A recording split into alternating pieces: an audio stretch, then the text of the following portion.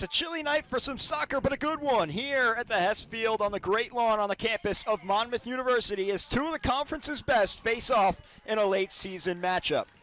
Thank you for joining us, everybody. Jack Bartek alongside my partner, Mairead Spellacy, with the Monmouth Hawks 7-1-5 on the year and 3-0-3 in conference play. Welcome the Elon University Phoenix to town, 8-4-1 and 4-1 in conference play. And Mairead, a huge game late in the season for both of these teams, considering the history and especially for Monmouth. Absolutely. I think Elon has Monmouth circled in their schedule for sure, considering the way that the game ended last year. It was for the CAA championship to move on to the CAA championship, and Monmouth ultimately walked away with the win in penalty kicks. So Elon definitely wanting to come back, wanting to take this win. And I think also something to point out too is Monmouth has a bye week later this season. So as they go away from this game and, they face UNCW their next game, and after that they're going to have a bye week, and so they're going to be able to sit back and see how the rest of the conference plays out. Yeah, not going to be able to control things that last week of the year. Of course, going to have to sit back and watch what other teams do. Makes it all the more important while they have some games to be played to pick out as many points as possible. And it's also interesting to point out that they could still drop out of the playoff picture considering the other teams with games on their schedule. So a big game for them tonight, of course, and Elon, like you said, looking for some revenge. How about starting lineups for both teams? First, for the visiting Phoenix. They're coached by head coach Mark Reeves in his 8th season.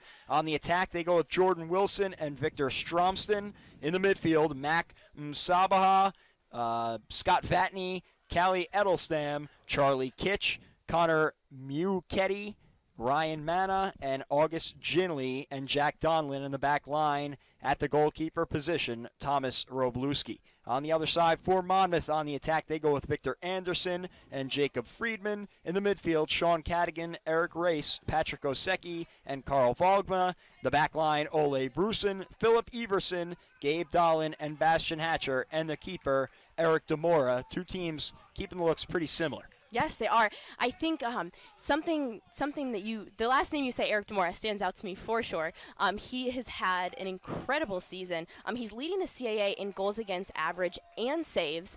And not only that, but he's also second in CAA for shutouts per game. So a huge player to look out for tonight, an impact player for Monmouth for sure. Yeah, and on the other side for Elon.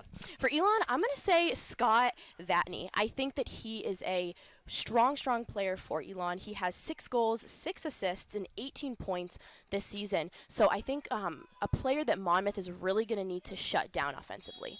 Monmouth also coached by Rob McCourt in his 21st season at the helm. Obviously so much history trying to lead his team late in the year. Monmouth in the all-white, Elon in the all-maroon, and the Phoenix have it to start things out.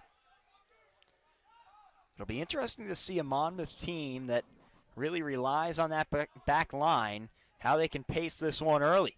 It's a chance for the Phoenix, but a heavy touch on that far flank, and it goes through the end line. It'll be a goal kick for Demora.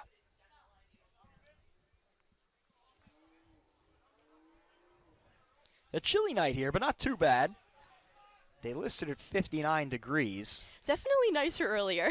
Yeah, once that sun goes down here on the Jersey Shore. I know, I was like, should I bring my winter jacket tonight? I'm sure a lot of fans having the same thought. It's a pretty packed crowd here on senior night. Senior night for the Hawks. Right, and not only is it senior night, but it's also homecoming weekend here at Monmouth. So a great crowd. And we also had football today, too, so great turnout there as well. Yeah, big win for the football team. Yes. Men's soccer trying to follow suit. Here's a bit of a chance, a little bit of a build for the Hawks, but taken away by Vatney. Vatney seems to find himself all over the field for this Elon team. Last season on the Herman Trophy watch list, which is awarded to the best player in the country for both the men's and the women's groups. Vatney finding himself in that conversation, that is nothing to scoff at. He was also selected All-CAA preseason, which something to point out for sure going into the season is Monmouth is checking to see, what players to look out for and what players they need to keep an eye on. So him, I think also Victor Stromson as well. He was also an All-CAA preseason, all CAA preseason team. So another strong player for Elon.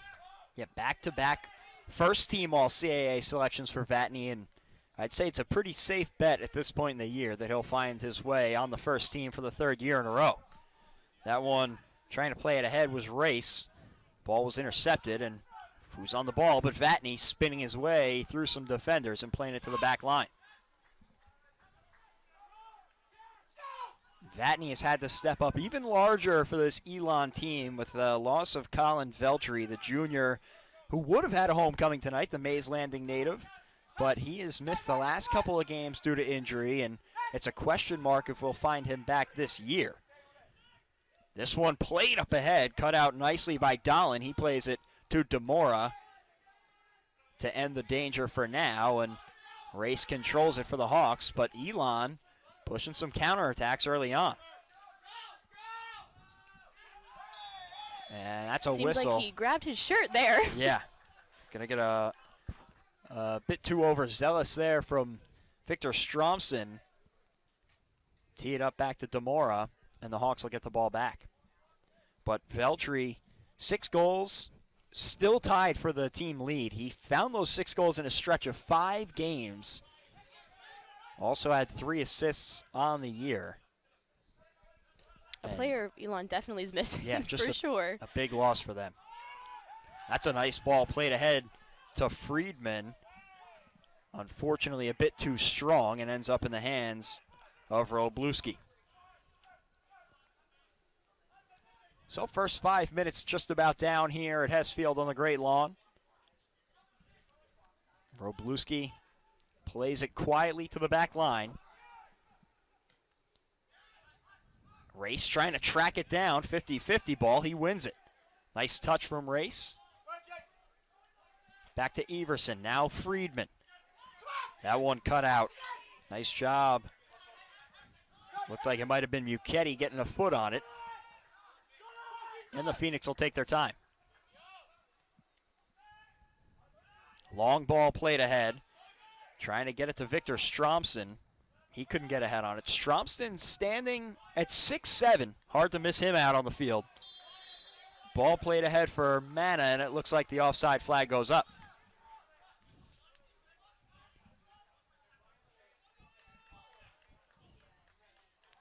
So a little set piece coming up for the Hawks. It certainly seems like Elon is comfortable playing this game starting through the back line. It certainly does, yeah. I think that their defense is very strong. Elon's defense is very strong, and I think we've seen that in the past couple of years considering the turnout of the scores. You know, in 2022, it was a tied game 1-1. Last season when they met up 0-0, and ultimately 0-0 at the end of regulation, and then you had the penalty kicks. So I think strong defense for Elon as well as Monmouth, and I think that it's going to be interesting to see who can get on the board first, considering the offense and defense, but their goalies as well. Yeah, obviously Eric Demora, we've mentioned a couple times his name. In his 46 career games, he's had 20 shutouts and only a handful of games where he's given up more than 2 goals. So anytime you have him in between the pipes, you're going to have a good chance to win, as Monmouth gets whistled for the foul on that one.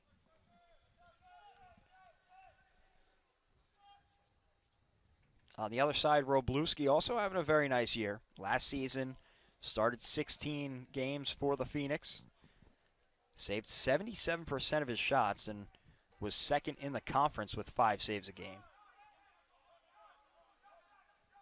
And I think that talking to both of these managers earlier in the week, I think they both feel pretty good about their keepers, that they have careers beyond the collegiate level. Right, I think when you have players with the stats like them, I think you can feel pretty confident with who's in goal. Demora, one of the seniors honored here on senior night for the Hawks, as that one's whistled, and Monmouth will take it back. And, you know, senior night can always be tough for teams to kind of shake off the cobwebs, shake off the emotions of, you know, feeling the finality of, you know, some of your last college games coming up here.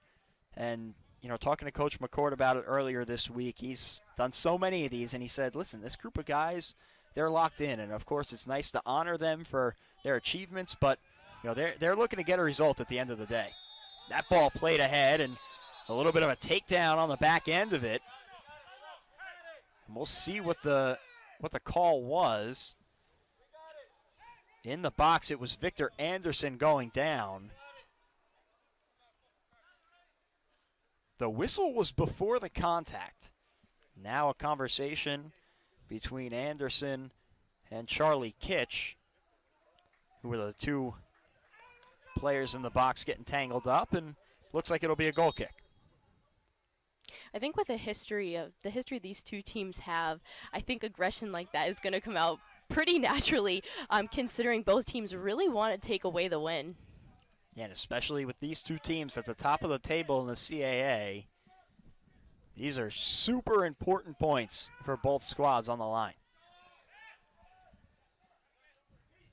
And obviously, home field advantage always important, but when you consider, for an Elon team, you look at last year and you consider the trip from their home all the way up to Jersey, all those miles that you have to travel. It's certainly nice to be on your home field. That one played ahead by Stromson. It was intercepted. Monmouth goes on the counter.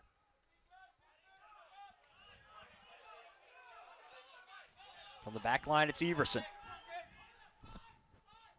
Friedman, no rush. Back to Everson.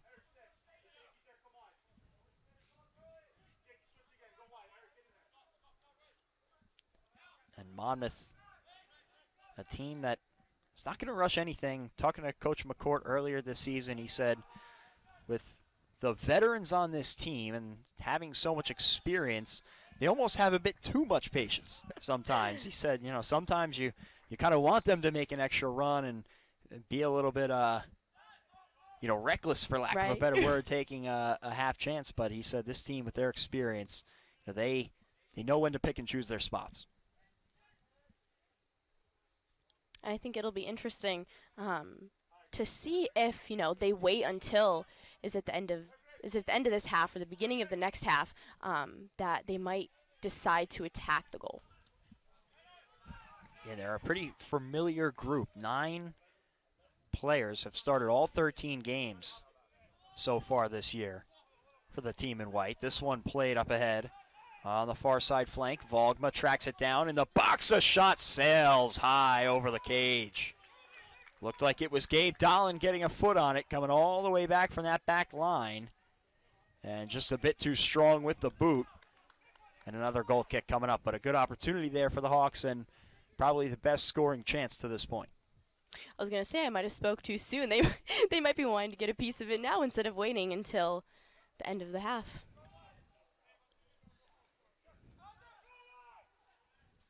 Robluski plays it short.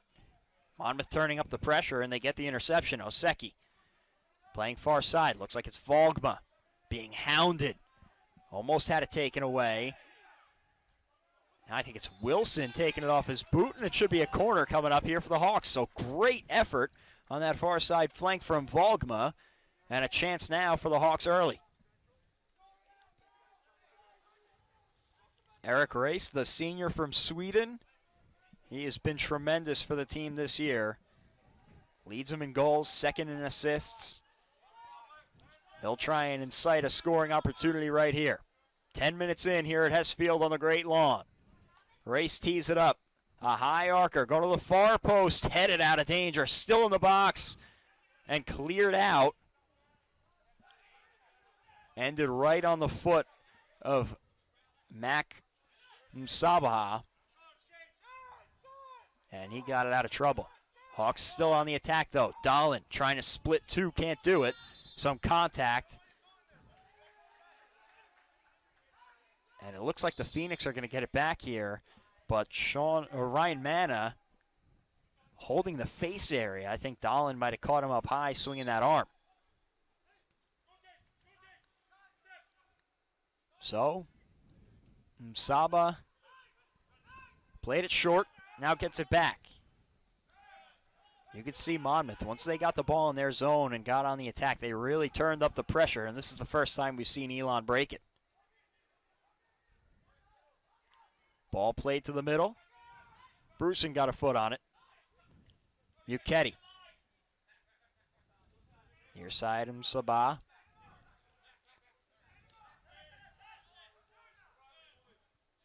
Slow build here for the Phoenix. Stromston played it back. That one headed out. And Monmouth bench wanted a call, and they'll get it. It was a little bit delayed, but you could tell this Hawks side knew immediately that they saw some heavy contact. The sliding tackle trying to win a 50-50 ball, and that's one thing that Monmouth has done so well to start this one and earlier this year is when there is a loose ball out there, they put in full effort to go get it.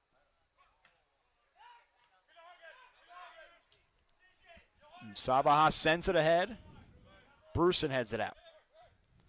Race. Heavy touch, but controlled it. Oseki. Now back to the midfield. They'll switch it. Race, one-touch passing. He's taken down hard. Draws the foul, and Elon doesn't like it. Certainly looked from here like the right call. It certainly did. And now a card coming. Now a card. And I don't believe that was on the original contact. I think it happened after.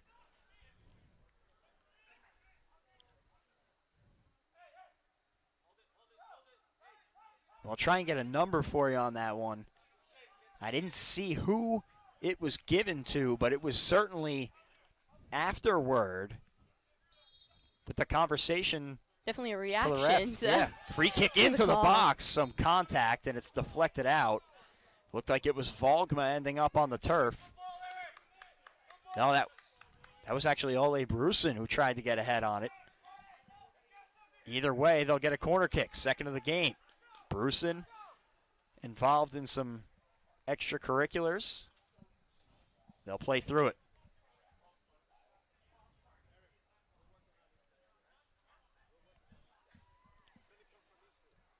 Almost 15 minutes down here in the first half here at S Field on the Great Lawn, campus of Monmouth University. Eric Race standing over it. He's got Friedman next to him. See if they play it in the box again. Race with a running start. Chips one in. Headed out of danger. Nice job getting to it by Charlie Kitch. Elon on the counter. Good run from Edelstam. Plays it on the far flank. Ginley breaks through two. Steps over it. Played far side. Some room for Vatney. Vatney serves one high and wide. First opportunity for them tonight. I think that they're going to continue to shoot and shoot and shoot and shoot and shoot with such great players for both teams. And as we mentioned the goalies earlier, I think it's going to be hard to get past into the net, but definitely it's going to be shot after shot for tonight. Talking to Coach McCourt earlier this week, he mentioned Vatney as a guy who can shoot it from anywhere on the field, and he almost bent one in there. And Demora didn't even have to play it. Vatney tried to put it in the upper 90, too strong. Also, speaking of Vatney, he got the yellow card before for unsporting, so after the foul, a little extra conversation and a bit too much for the refs' liking. Friedman coming up the near side flank.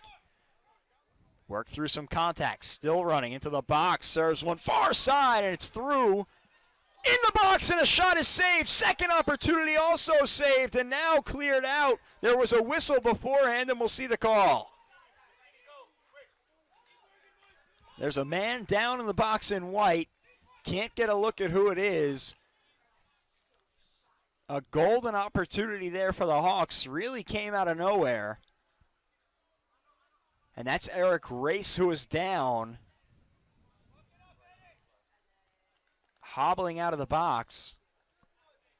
Looks like they're setting up for an Elon goal kick.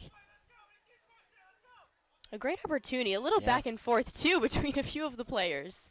It was a great opportunity for Friedman, who made a really nice run up the near side. Got himself into the box, crossed one over. It looked like the original cross was intended for Race. Couldn't get ahead on it. And it ended up in no man's land where the Hawks got a great-looking shot, saved by Wroblewski. So some great action here. Now both teams have had a really good chance. Monmouth right there. Vatney had one on the other side for the Phoenix, but we're still scoreless.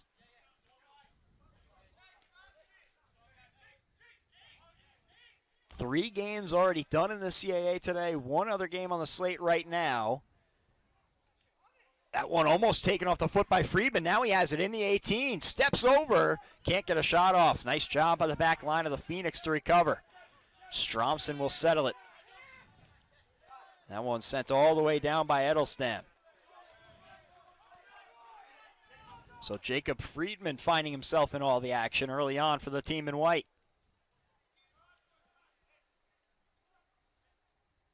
And considering that, I'm not surprised that he tried to find Eric Grace in front of that goal, considering that he is the third in the CAA in assists. So definitely someone who can find those players. And he might not be scoring, but even if he's not scoring, he's still in on the play and finding those players to get into the net. Yes, 7 assists on the year for Friedman. The junior from Wisconsin. Obviously leads the team.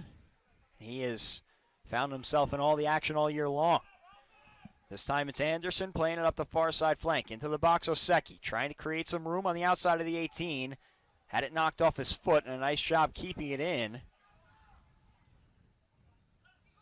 Looked like it might have been Muchetti. Again making a nice defensive play. Sabah plays one ahead. Too strong. Into the hands of Demora. He was looking for Ryan Manna, and whether it was a miscommunication or not, Manna didn't complete the run. Played short by Demora, and Monmouth will start up the attack once again. They've got 3 of the first 4 shots in this one. No surprise to see them pushing the pace early.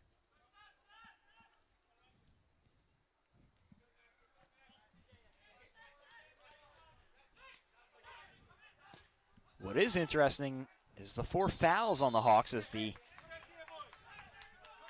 like the offside flag went up there on the run from Anderson. This is a very disciplined Monmouth team. They're right near the best marks in the conference in offside flags and fouls called against. And early on in this one now, that's an offside flag up against them and a handful of fouls. Definitely interesting that so many fouls are racking up so quickly, considering that they haven't racked up a lot of fouls yet this season. So I think shows a lot to this game, and considering the history and what this game means to both teams. It's a nice ball played up the far flank, and there will be another foul. That one's going to go against Sean Cadigan, the Monmouth faithful on that set of bleachers on the far side didn't like it, but it's called nonetheless, and so Elon will get a chance to reset. Already the 5th foul called against the Hawks.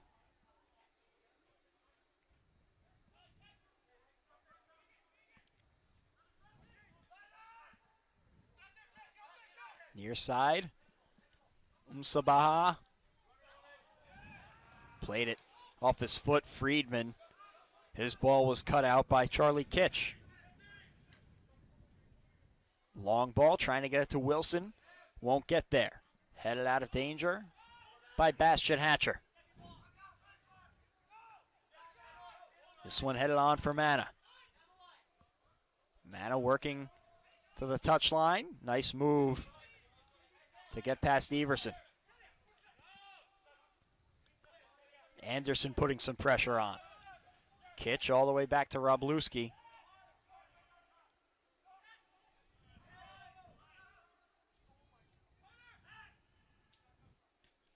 Playing it through the midfield. Again trying to get it to Wilson. Hatcher heads it away. Oh, nice little use of the body fake there by Volgma. Taken off his foot. This ball a bit behind Sabaha. able to recover. Edelston and Muchetti back and forth.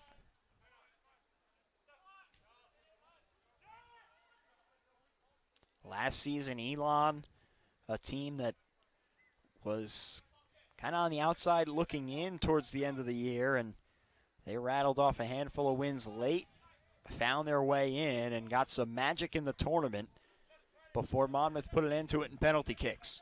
This season, they were picked to finish 4th in the preseason poll. Monmouth picked to finish 2nd in the CAA preseason poll, and now the two teams sit tied at the top in that number 1 spot, 12 points apiece.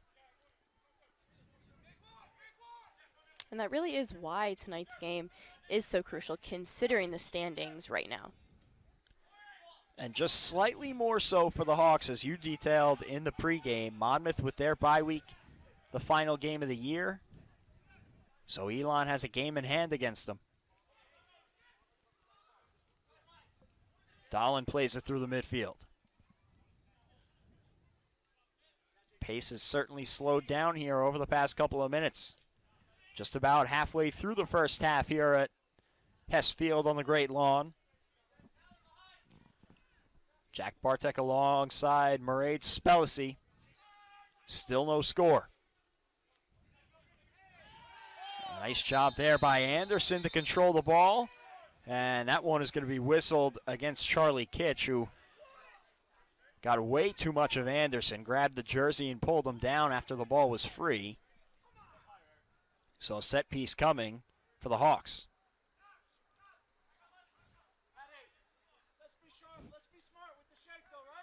Eric Race will stand over it. He's the set piece man for the Hawks. Senior midfielder. Obviously a ton of trust in him.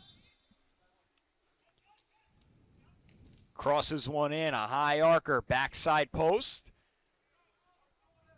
And headed out of danger. Looked like might have been Dahlin trying to get ahead on it. And it was knocked away from him for a Monmouth throw-in.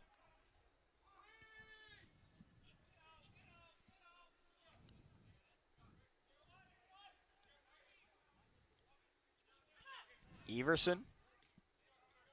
Back to Bruson. He'll play quarterback.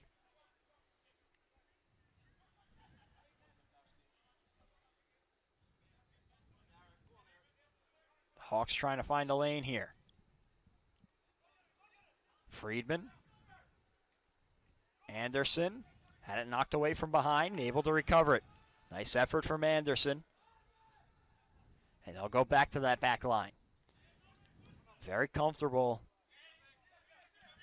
playing through their defensemen are the Hawks. A ton of experience in that group.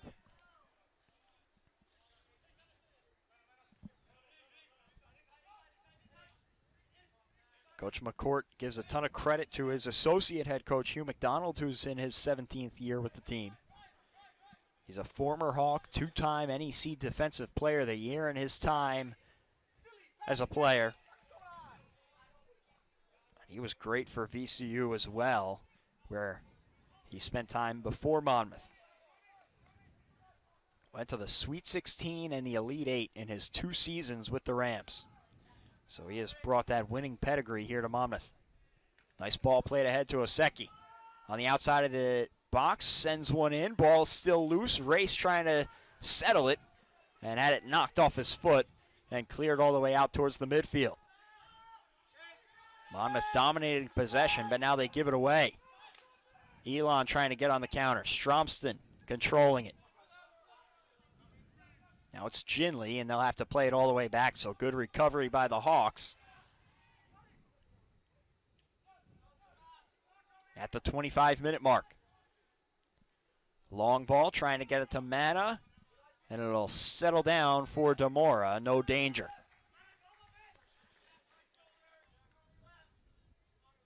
Seems to be the strategy. A lot of long balls played ahead so far for Jordan Wilson and Ryan Mana, playing on either side of Stromston.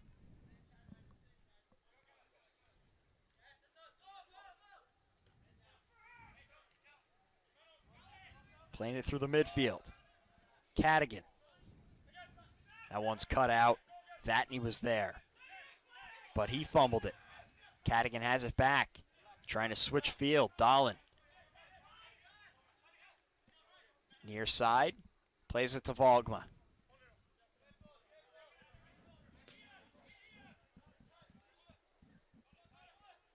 We saw things start off a little slow, but it seems here that things are starting to pick up a little bit more as we get further into this half.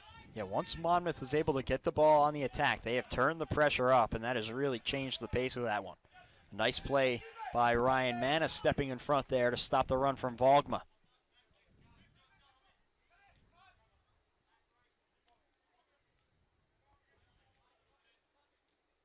Good build from the Hawks, but haven't had an opportunity in a while here now. Long ball, trying to get it to Anderson. Nice instincts from Robluski as he goes over to grab it.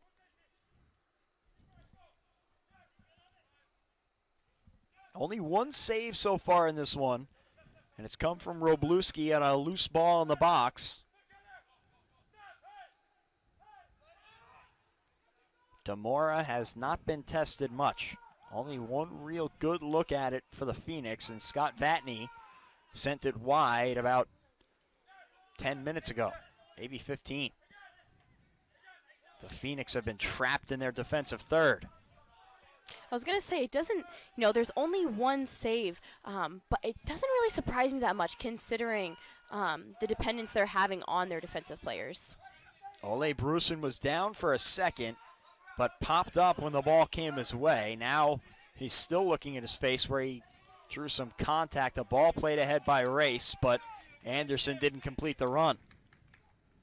That was a real fine counter opportunity for the Hawks, and Race had the right idea, but just couldn't get on the same page with Anderson.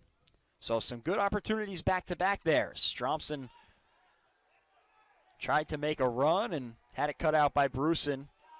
And Dahlin came over to help out. Then a long ball played too strong by Eric Race. Demora boots one away, and he'll play catch with his counterpart, Robluski.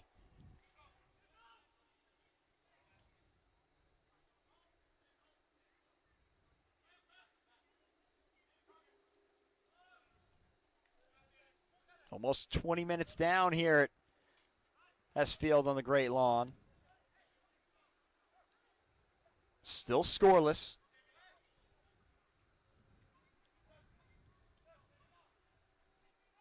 Elon trying to control possession here. They haven't had much of it so far in this first half. Headed away by Hatcher. Ends up on the foot of Muketti. Now it's Stromston playing it far side Msabaha. Crosses one in, headed away by Bruson, but it goes off the leg of Stromston, and he caught it in an area you certainly don't want to, and he'll need to take a second here as he got the wind knocked out of him. That's one of the better opportunities we've seen so far for Elon, taking their time, and they were able to get him Sabaha in some space. Musabaha might not have the goals and assists this season, but he certainly is a player to keep an eye on, and an important player at that for Elon. He was an All-CAA honorable mention preseason, and so a key player, yet you might not see it on the stats, but you certainly see it on the field. Last season, third-team All-CAA. You go back to 2022, also third-team All-CAA, all-rookie team. He's played 1,000 minutes or more in each of the last 3 seasons, including this one. So anytime you can have that experience out there, it's obviously a huge piece. Volgma, nice ball played ahead. Oseki, just outside of the box, tees one up and a bit too high. Such a close opportunity for Monmouth. It was a really nice ball played ahead by Volgma. Oseki made a nice little step-over move to get himself free, and he struck it well. Robluski dove, but not much he could have done about it. Just placed a bit too high by Oseki, And another opportunity goes by the wayside as we pass the half-hour mark.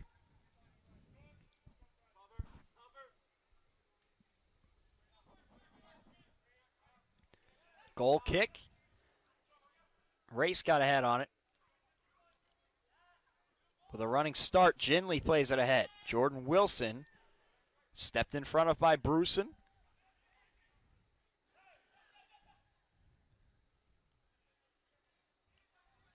Pinball on the far side goes out.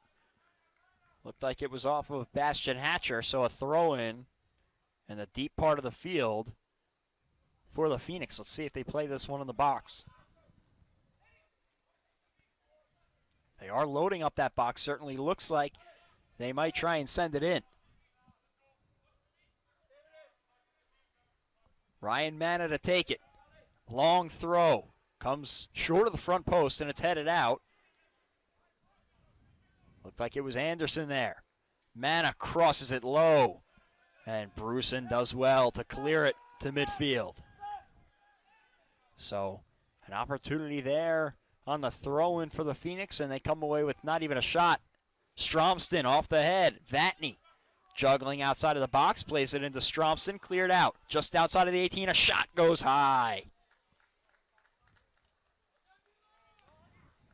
Looked like that was Callie Edelstam who teed it up. And similar to what we saw from Oseki, but maybe not as close, just a bit too high. We'll get our first sub of the game getting set to check in. It'll be Petro Klish, the senior from Chester, New York.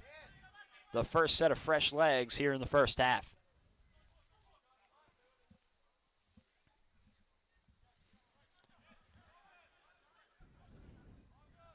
Working up the far flank, Friedman plays it off to Race, back to Friedman. Friedman has some space to operate just outside of the box. A roller goes past the far post. Not much work there for Robluski once again as Klish checks on. Klish has 2 goals on the season, so somebody they could potentially be putting in to get the first score on the board. Klish is a guy who has really stepped up this year after the last 3 seasons. He's seen some action, 37 games, but only 1 start and only a goal and an assist over the past 3 years, and already, as you mentioned, outpacing that this year. Nice touch from Friedman. Some room here for the Hawks to work. Long ball for Vogma. Tracked down on the outside of the box. Crosses it in. On the foot of Anderson. Tries to send it back home, but cleared out by Charlie Kitch. So a good run there for the Hawks, and they were about a stride or 2 from something really dangerous. They'll keep the pressure on, though, after a throw-in. Cadigan back to Bruson.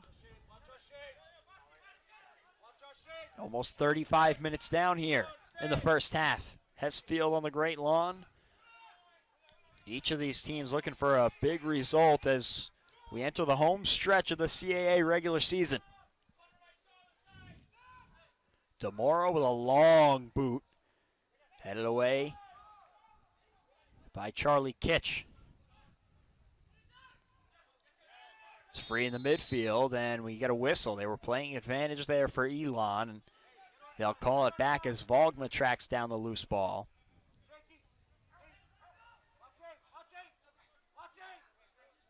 And at the 35-minute mark, a chance for Elon to set something up.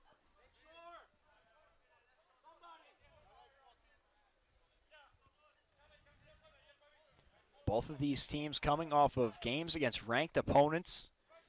Elon, a tough loss to UNC Greensboro 4-1. UNC Greensboro jumped on him pretty early in that one, and after the first 10 minutes, they played him fairly even. Race gave it away in the midfield. Some pressure up ahead, playing through contact.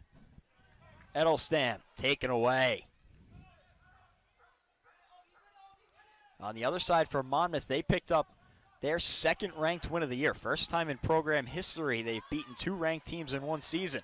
They've got a run here into the box. Shot saved. The rebound bounces all the way out to August Ginley. So a great run for the Hawks. Robluski made a nice save and got a friendly bounce on the back end of it.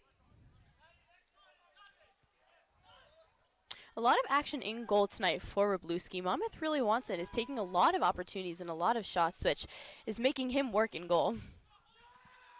Yeah, Coach Reeves talking to him earlier this week. He said, you know, we've asked him to do a decent amount, and he has really been up to the task for him. Whistle here. It looks like the Hawks will get it back.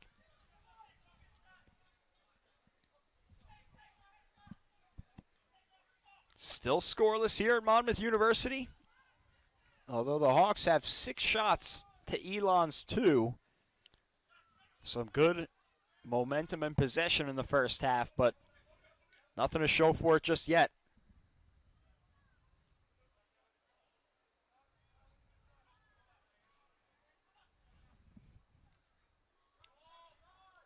Monmouth, not typically a team that dominates opportunities-wise. They usually play about even, averaging just over 11 shots a game, giving up just under 12 shots a game. But in this one so far, they've been the aggressor. Similar story for Elon. They're not necessarily a team that is going to outshoot you by a crazy margin. But it's been the possession battle for Monmouth that has been the big key so far. Mana working it all the way to the back line.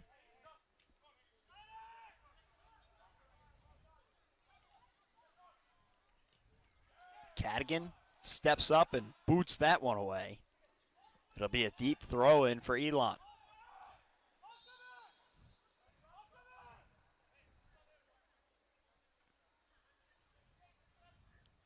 See if they can turn this one on its head here. Speaking of the Phoenix. That one knocked out once again, and another throw incoming for Elon. 7:20 to go in the first half.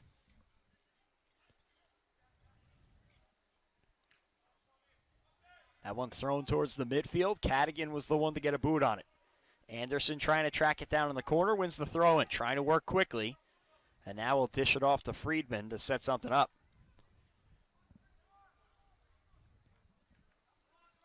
Quickly into Anderson.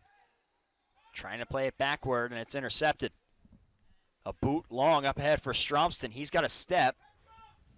Tracked down by Bruson. Now he gets past him on the outside of the box and a whistle. And it looks like they might have called that one out. He was tiptoeing that far sideline, and Monmouth gets the benefit of the whistle there, and the Hawks will take possession. Oh, nice touch from Friedman there. Trying to get himself free. Oh, he's table-topped at midfield and gets the whistle. Looks like he almost did a somersault there.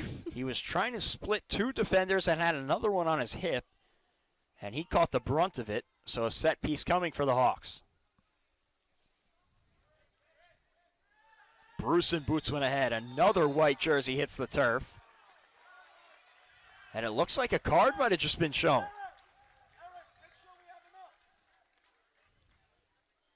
I think that's Bastian Hatcher. No, I'm sorry. That's Patrick Osecki down on the turf. And that was right off the free kick that he went down. And now a pretty dangerous set piece coming up for the Hawks. It's Friedman and Race standing over it.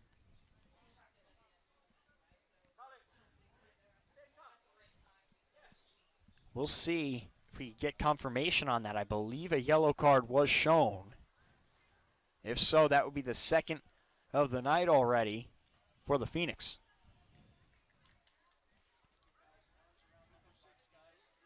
Bodies in the box for the Hawks. Race steps over it. Friedman curves one in and missed on the near side post. So another opportunity for Monmouth, and they come up empty once again as we approach the 40-minute mark. It seems as though that was the yellow card given on Elon's August Greenlee for unsporting. Yeah, so the second unsporting yellow for the Phoenix in this first half. That one headed over to Mana. Mana trying to play it forward for Klish. Klish able to track it down, but good work by Bruson with the body. Seemed like Klish had taken it away just outside of the box, and Bruson kind of boxed him out and retained possession. It'll be a throw-in for Elon, but a good job by Bruson to get it out of danger. Played into Mana.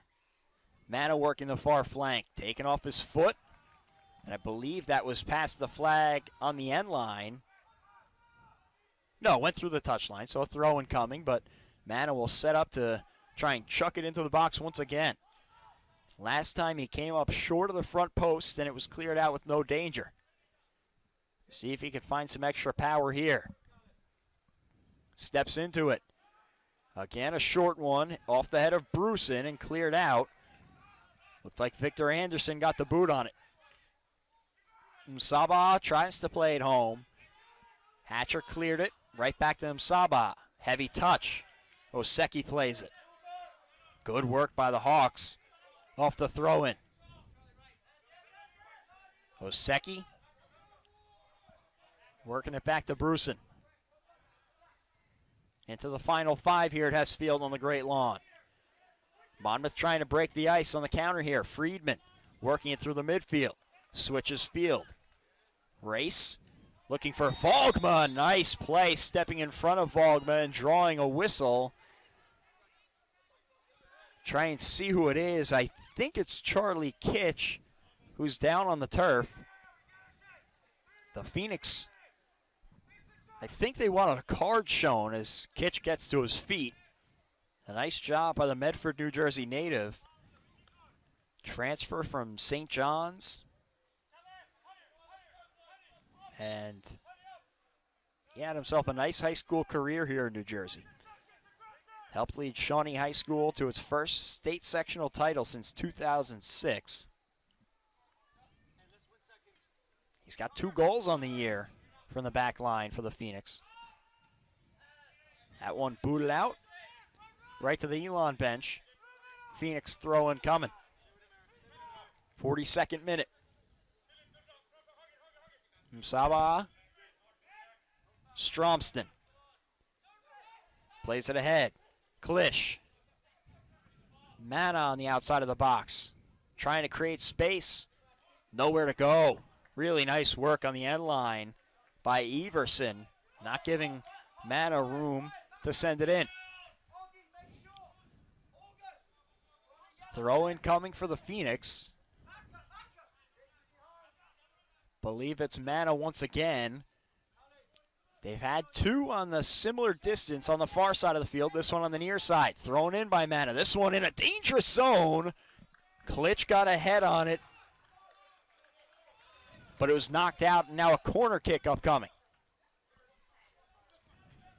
This will be the first corner of the night for Elon. Scott Vatney tracks down the ball, and he'll walk it out to the corner. In the 43rd minute, Monmouth has dominated the possession and has had by far the better opportunities, but a chance for Elon to go into the dressing room with a 1-goal lead. Vatney curves one in. Far post. Demora got a hand on it and a whistle anyway as he was knocked down. Great effort from Demora, getting right in between all those players to try to get it away. A couple of Hawks took exception to the contact. You know, when you see Demora in that pink jersey, anytime you see the keeper, they are pretty much immune to that contact, and Demora took a pretty big hit as he fell to the turf. Either way, Elon comes up empty. 44th minute. Long ball on the foot of Anderson. Heavy touch. Kitch plays it out. Deep throw in. Volgma. Up top, it's Everson. Final minute. Monmouth trying to find a late one here in the first half.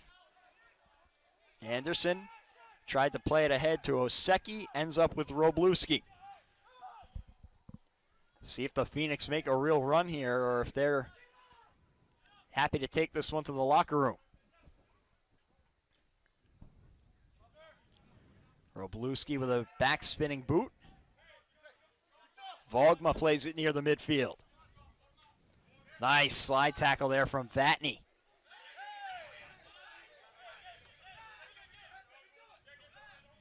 Everson throws it in. Dahlin, 10 seconds left. Bruson, long boot up ahead. Msaba gets a head on it. And Ryan Manna will settle it and take us to the end of the first half here at Hess Field on the Great Lawn. Certainly some action back and forth here and a couple of chances both ways, but no score to show for it. So once again, at the end of one half here at Monmouth University, the Hawks nothing, the Phoenix nothing. I'm Jack Bartek alongside Mairead Spellacy, and we'll be right back here with the halftime recap in just a minute. Don't go anywhere.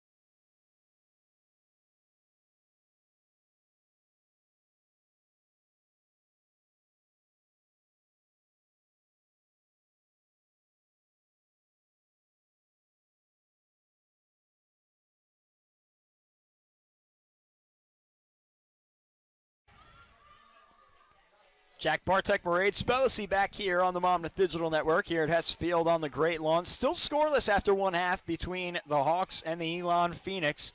How about a little stat breakdown?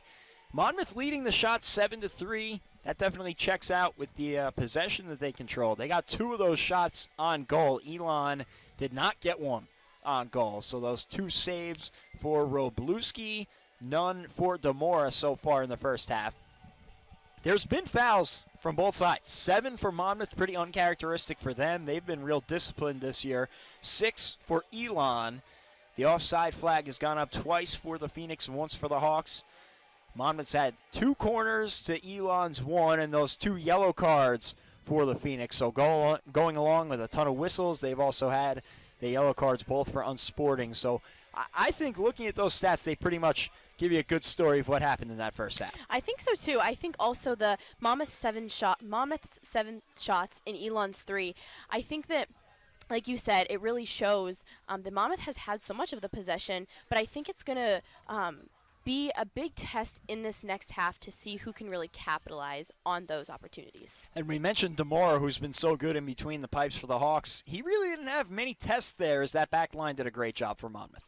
He didn't, and I think that's something, we haven't seen so much this year because of his work in net, but I think that also goes to show the effort that Monmouth's defense has been putting in going up against Elon's offense. And the 2 saves for Robluski, maybe not an overwhelming number, but both of them were pretty difficult opportunities, and he did well when his number was called. Absolutely, especially great opportunities for Monmouth to try to get onto the board, but he really was able to get in there and swat those balls away. It's getting a late October here in the CAA, so that means the standings are important, and so are the results. When we come back here on the Monmouth Digital Network, we'll give you a little look at the out-of-town scoreboard. Jack Bartek, Mairead Spellacy. We'll be right back in a minute. The right way to top a sub is with real red wine vinegar made from red grapes and no food coloring. And the right way to film it is in slow motion. Obviously. Because authentic ingredients make a sub above. Greatness never settles. That's why the Monmouth University Hawks drive World Subaru, the #1 Subaru retailer at all of Central and South Jersey. Visit World Subaru today, proud sponsor of the Monmouth University Hawks, or online at worldsubaru.com. Go Hawks!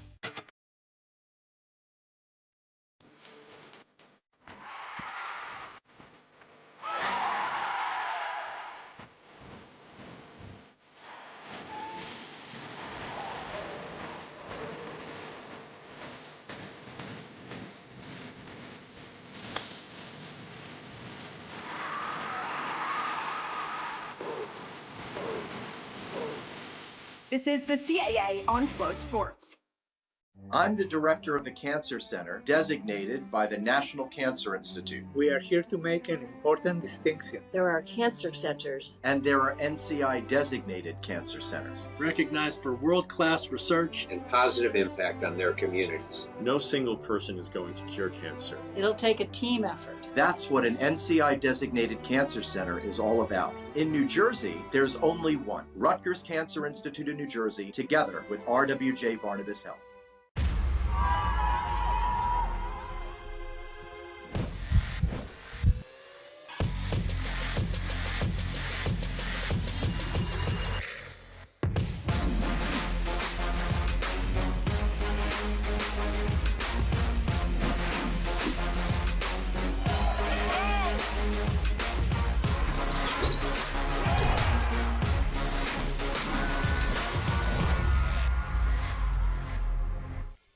Jack Bartek, Mairead Spellacy back here at Hess Field on the Great Lawn, and coming down the home stretch of this CAA schedule here in the regular season, and things are tight across the table. 3 games earlier today, 2 important ones going on, including this one here at the campus of Monmouth University. Earlier today, Northeastern with a romp of Delaware, 6-0 up in Massachusetts, so it's a bit of a surprising result there. Drexel and William and Mary drew 1-1. 2 teams that were in the middle of the pack, each get an important point. Drexel up to double-digit points on the year, and UNCW, no surprise, a big 4-0 victory over Stony Brook, so they find themselves in a pretty good position. Elsewhere right now, an important game in terms of the table. College of Charleston with a 1-0 lead over Campbell at the half. And when you look at those 2 teams right in the middle of the pack, that is a real important result. Absolutely. Definitely a big game. UNC Wilmington winning 4-0 earlier, a team that Monmouth is looking to play next. And the Charleston and Campbell game, a big game, especially considering where they sit in the standings. And with these teams that have 7 or more points right now, Campbell sitting at the bottom of that, it's a really big game to see which team is going to move on. Yeah, and when you look at a team like Elon from last season, they kind of showed you get hot late, you find your way in, and anything can happen. And that's why this one's so important for these 2 up at the top of the table. And for a Monmouth team sitting at 12 points right now, you might think they're in great position where they're at. But with 1 extra game played compared to most teams in the conference, they really need these points tonight. They do, and we were talking about this earlier, how quick things can change, especially considering Monmouth does have that bye week towards the end of the season or the last week in the season. So, yeah, very, very important. Undefeated in conference play so far, the Hawks. Of course, they'd like to stay that way, but more importantly, they'd like to put one up in the win column. We'll see if they can do that here in the second half. We'll come back with some keys to the second half in just a minute. Jack Bartek, Mairead Spellacy here on the Monmouth Digital Network. Don't tune out.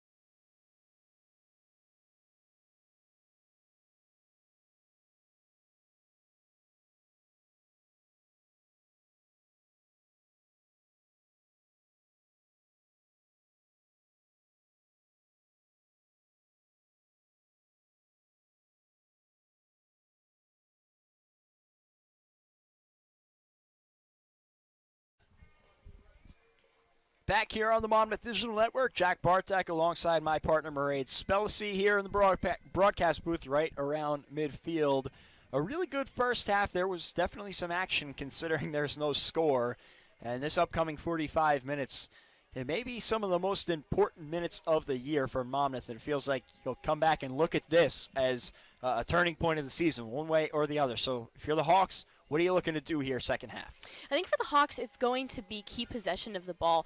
As we talked about, they have 7 shots compared to Elon's 3. They've had possession of the ball so much of this game, and I think they need to capitalize on that possession, keep the possession, and find a way to get the ball into the back of the net and capitalize on those opportunities. And on the other side for Elon, this is important for them, trying to lock up one of those top seeds. They had to travel here to Monmouth last year, and you saw the final result there, losing in penalty kicks. So they know how important it is to sit up at the top of the table, get that home field advantage, trying to pick up a big result. What are you looking for out of the Phoenix in the second half? Out of the Phoenix, I think it's going to be take advantage of the opportunities that they do have and they do get, the possessions they have, and the time that they have with the ball. A lot of this game has been played in the midfield, and I think that it's going to be able, for the Phoenix, it's going to be capitalizing on that and really taking advantage of those opportunities. And we talked about impact players to start the game. Demora from Monmouth, who we haven't seen too much of, hasn't been tested much, and Scott Vatney on the other side for Elon, who we haven't really called his name too much. He probably had the best chance for the Phoenix. You'd have to imagine that matchup will be key in the second half. If Elon wants to get going, you're going to have to see more of Vatney. And if Monmouth wants to stop him, Demora is going to have to step up. I think you're 100% right. I think that we've seen how great Demora is. And again, I think that he's really going to be a key player and key in goal to prevent them from getting on the board. And Vatney's going to really have to step up and find the ball and get the ball into the back of the net. Well, the team's making their way back out here at Hess Field on the Great Lawn. That means it's almost time for the second half. 45 minutes going up on the clock. Jack Bartek, Mairead Spellacy. We'll be back in about 2 minutes for the second half here on the Monmouth Digital Network. You're not going to want to miss it.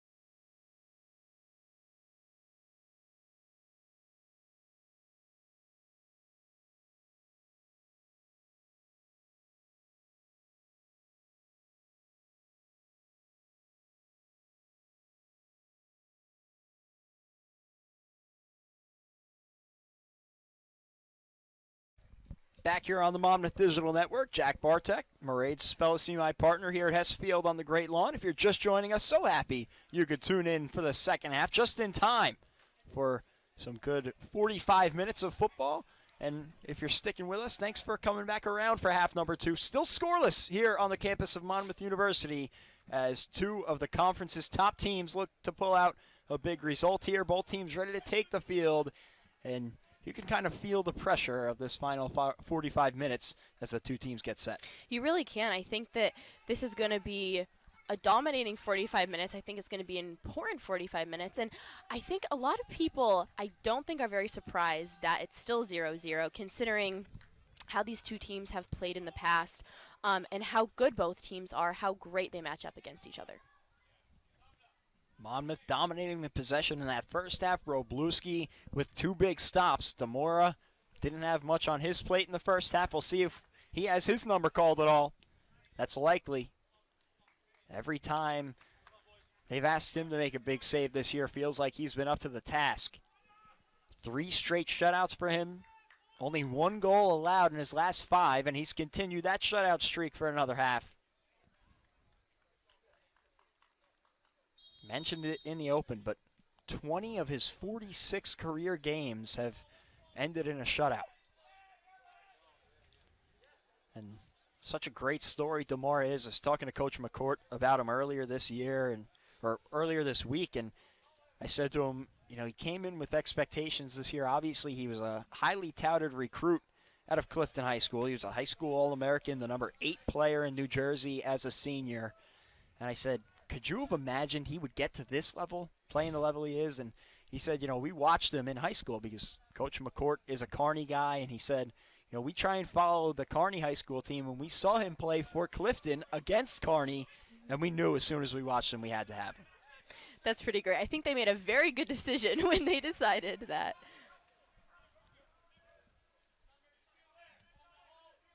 Yeah, Coach McCourt and his associate head coach, Hugh McDonald, a great eye for talent.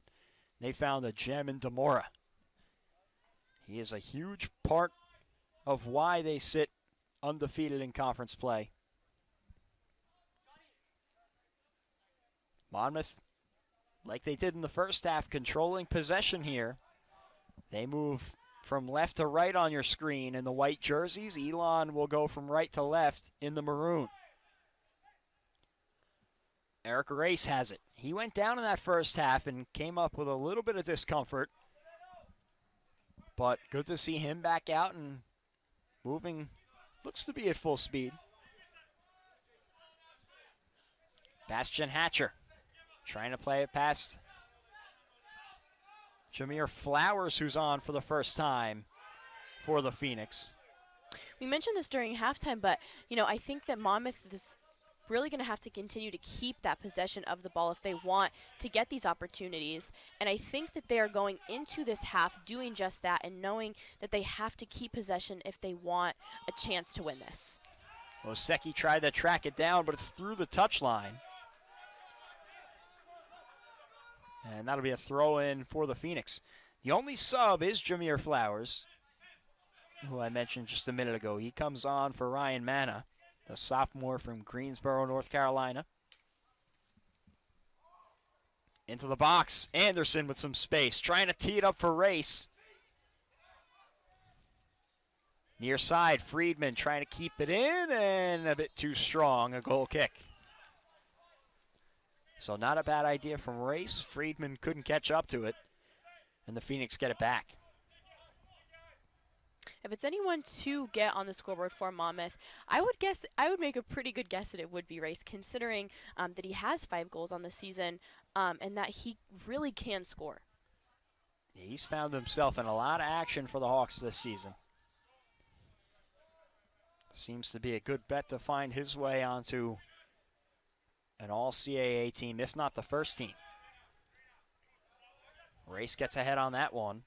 Msaba plays it. Booted forward by Muchetti. Good work from Everson, but it ends up with Msaba.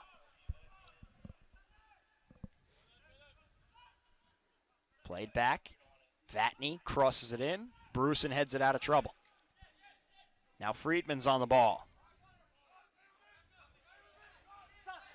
Oseki trying to start the attack.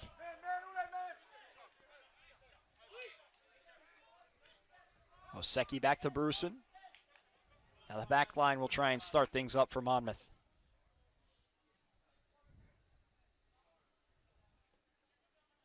Almost 5 minutes down here in the second half.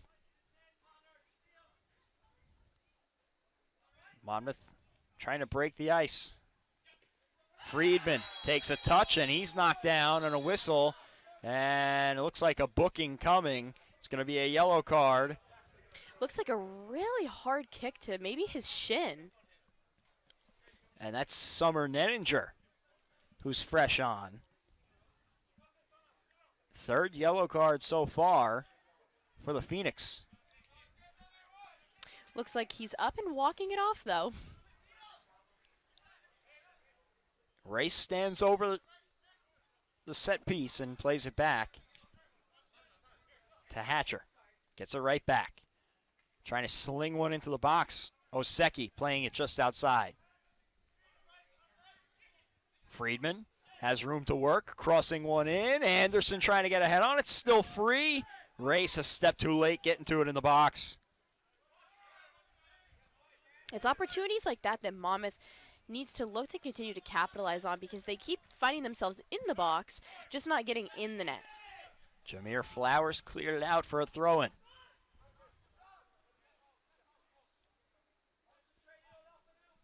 Taking his time is Everson.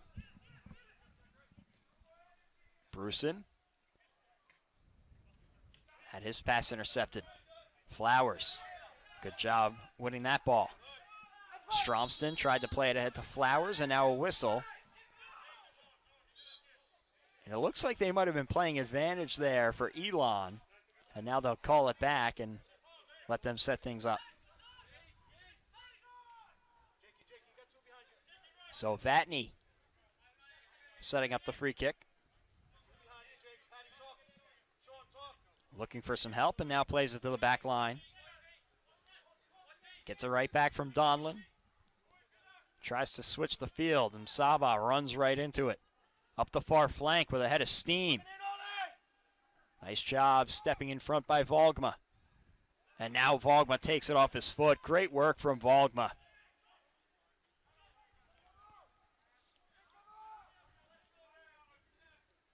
Elon trying to put some pressure on. But that Monmouth back line up to the task.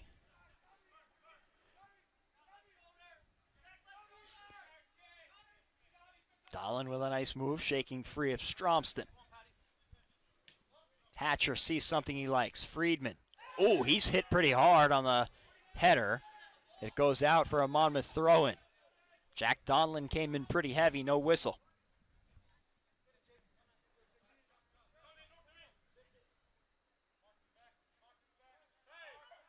Throw-in played to the corner with Anderson. Friedman just outside of the box. Race. Give and go. Friedman shot just wide of the left post. Friedman had a beautiful look at it. And Wroblewski didn't have to do much. Great opportunity for Friedman. And a great give and go between him and Race. And you can see those two right in sync. I think, too, that have been in sync for a while, considering Race's goals and Friedman's assist. Two players that really work together so well. Almost was an inverse right there. Would have been a Race assist to a Friedman goal. But he shot it wide. I'd say that's the best opportunity so far for either team. And Friedman just a bit too strong past the left pipe.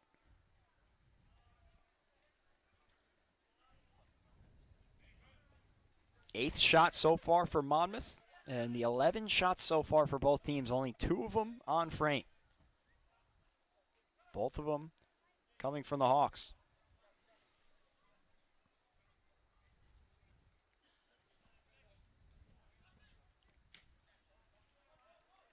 Back line, Everson.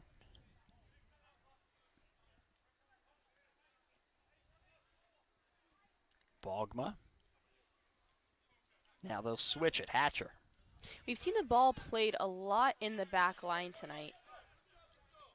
The Hawks have so much trust in that defensive line. With all the experience they have, you don't see them make too many mistakes. Bruson, a nice through ball for Friedman.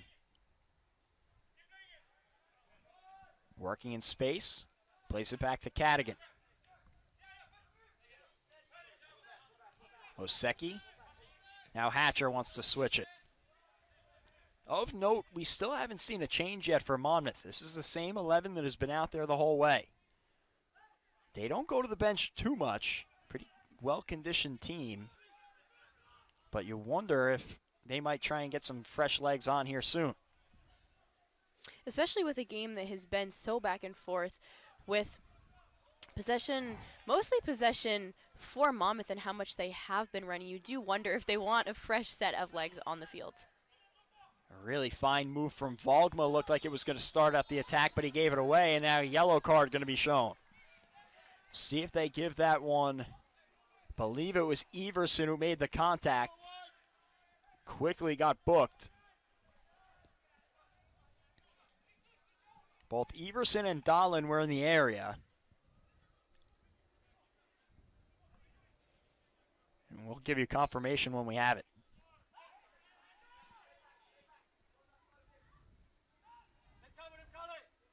This one crossed into the box, back post and headed away.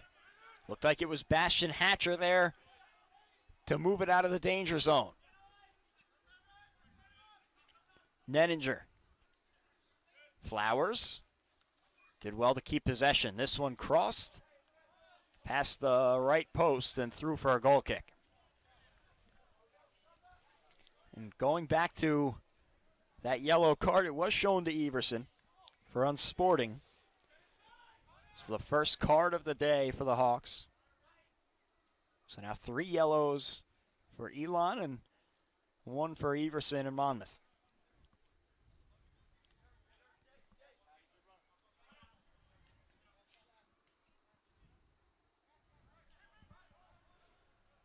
'55th minute here at Hess Field on the Great Lawn. Still no score between the two teams sitting at the top of the table in the CAA. Huge implications. And that's a whistle. Dahlin hit with the foul, and he can't believe it. Dahlin was already behind him when the player went down, and looked like he might have gotten caught with a swinging hand from Dahlin, and now he's going to have to be checked out. Can't exactly tell who it is that's down for Elon. You can't. Definitely seems like a hit to the face, though. Yeah, and obviously anything up in that head and neck area, it's rightfully become such a point of emphasis across all college sports. And we'll see if Elon has to get a sub ready here. Doesn't seem like anybody is prepared to come in. Seems to be back up on his feet now. Might have some blood on the lip, as that's what's getting checked out right now.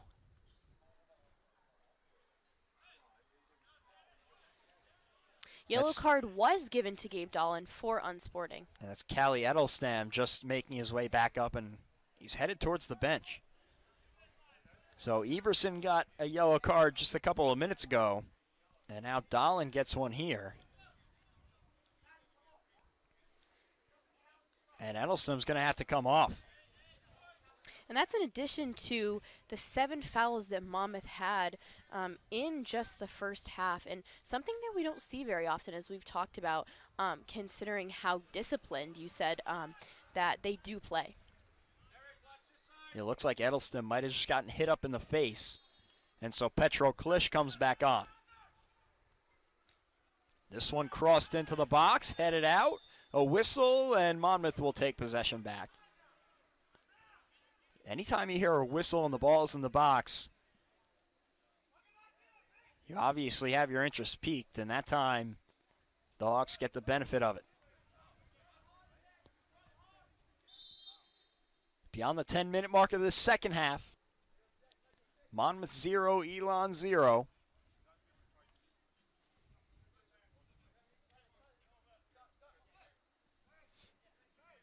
Hatcher plays it back to Bruson.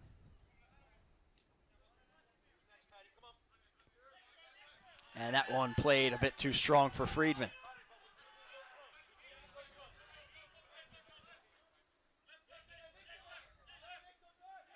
Stromston trying to make a run. Gets past the defender on the outside of the box. He was looking for Flowers. Flowers trying to keep it in, but it's just out of his reach. Looked like Monmouth got a piece of it as Elon sets up for a corner.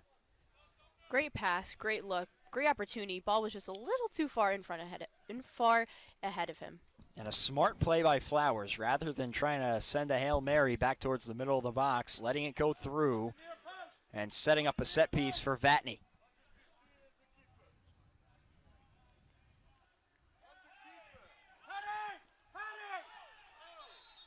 A lot of bodies right in front of the net, and now we get a whistle. Wow, it looks like a card was just shown. I can't tell who. 2 cards were shown. It was Charlie Kitch who had a incredulous reaction to it.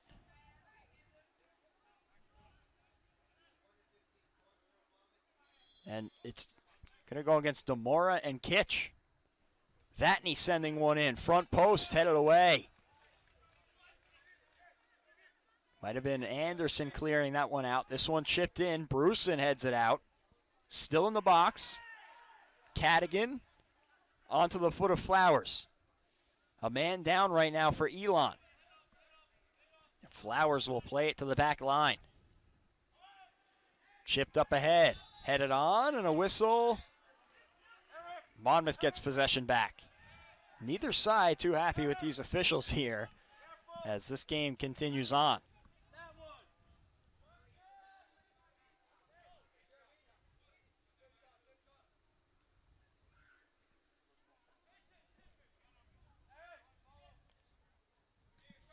Race. Trying to set up Friedman. He's able to keep it in. Friedman, nice job playing the 50-50 ball. Here's an opportunity. Anderson works it back to Oseki.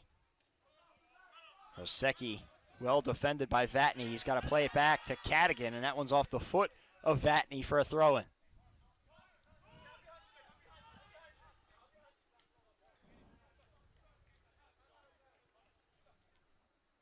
Almost the 60th minute here on the campus of Monmouth University.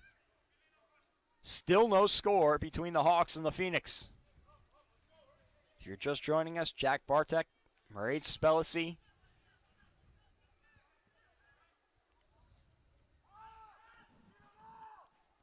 A rematch from last year's CAA tournament.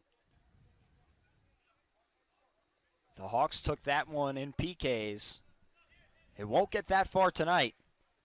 Anderson able to track it down on the outside of the box. Now Friedman with some space to cross it. Back post, and it's knocked away by Robluski.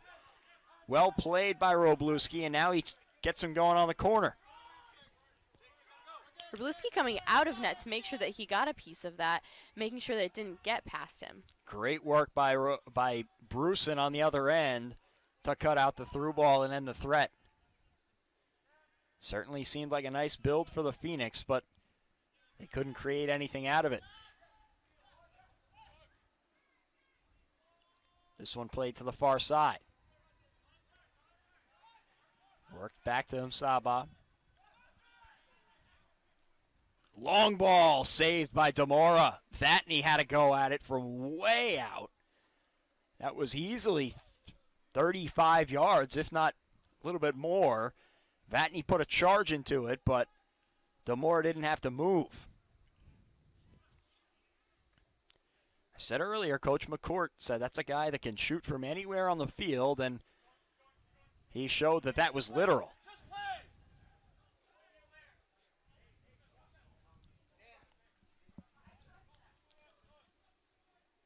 Looks like a sub set to come back on here for Elon. It's Callie Edelstam. He left earlier after the contact. Now ready to come back. Friedman on the near side. Had his pass stepped in front of. But Muchetti a bit too strong on the challenge.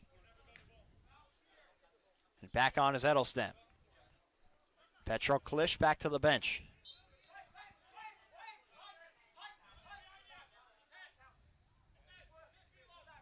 Hatcher plays it over to Bruson.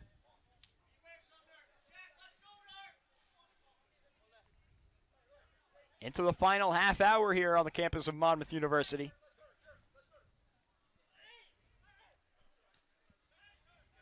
A stalemate between the Hawks and the Phoenix.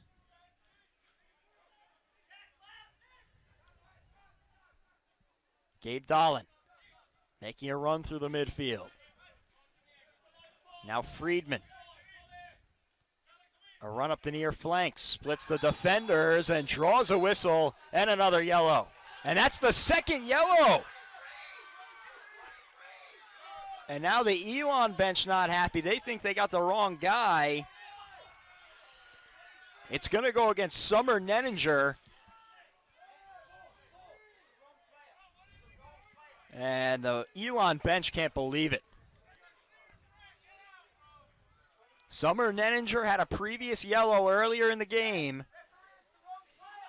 The Elon bench making their case, but it doesn't look like they're going to change their mind. We saw both of them up against Friedman. That might have been where the mix-up happened. But both of them, both going down on the ground. The Elon bench is arguing that it was Jameer Flowers who made the contact, but they're a man down as Ray sends it into the box. Header saved by Robluski. What a save! Ole Bruson got a head on it. Incredible save for Robluski. Standing on his head, and he'll likely have to do more with the Phoenix down a man. Deep throw in for Monmouth.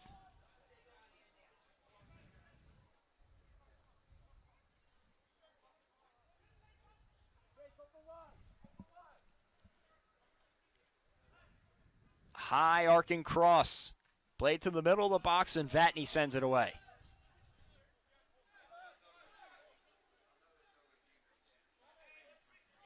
Hatcher. Near side race. That one cut out by Msaba.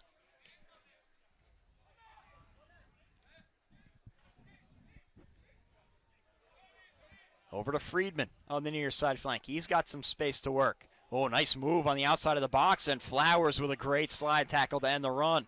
Throw in coming for the Hawks. We've seen incredible play from Friedman tonight, and all the efforts that he has had tonight. Great, great, great player. Nice play by Flowers to keep it in after the tackle. Monmouth retains it. Great work from Stromston. Phoenix trying to get on the counter. Msaba settles it. Nice run. Ball played into the box. Bruson boots it out. Race plays it himself.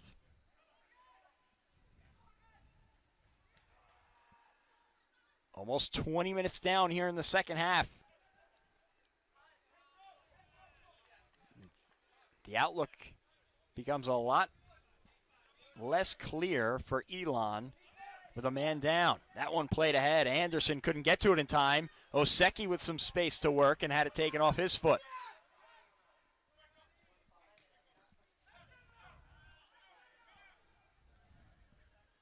Sub ready to come on for Elon.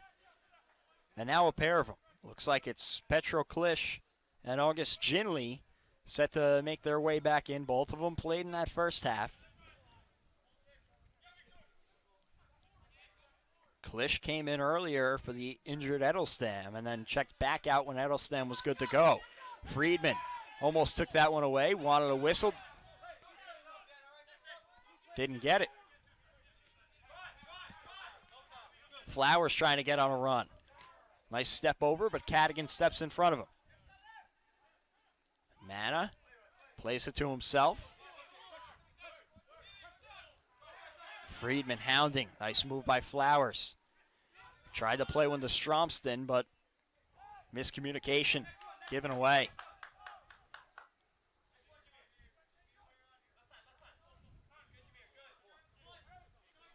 Race. Wide open midfield. Now he's greeted and gives it up to Friedman. Plays one on to Hatcher. Flowers there to knock it out.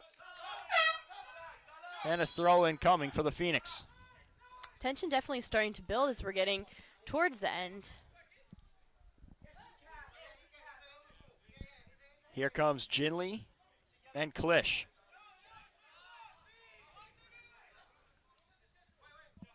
Flowers off after a ton of action on this near side flank.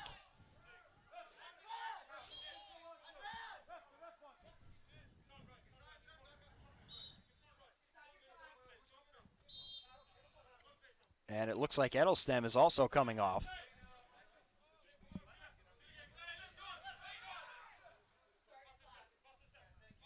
Ginley fresh into the game, takes the throw in and boots one down all the way to Demora.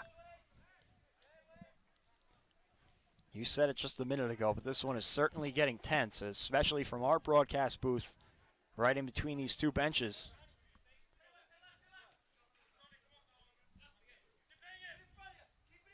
Friedman. Back to Cadigan. And now Hatcher in the back line.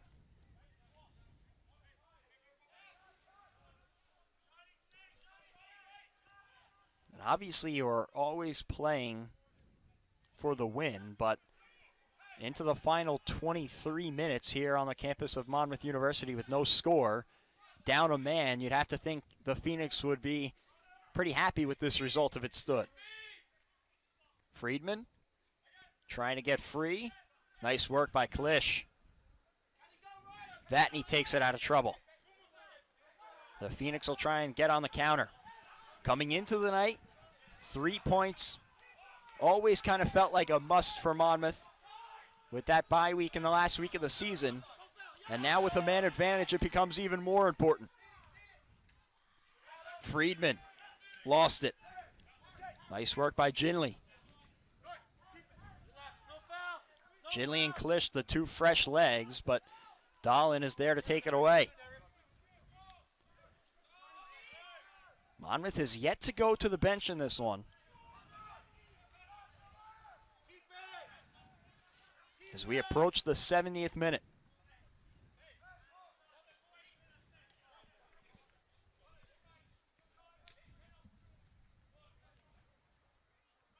Slowing it down in the back line.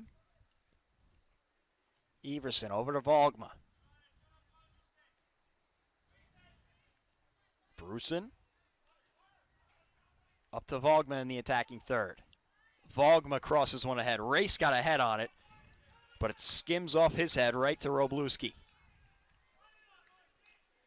It's only been a couple minutes now, but credit to Elon. Ever since going down a man, they have tightened up in that backside.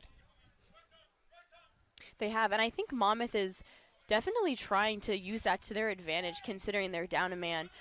But with how tight Elon is playing considering that, it's going to be really hard to get past that. Race. Nice ball to Friedman, but just too strong. And threw to Robluski once again.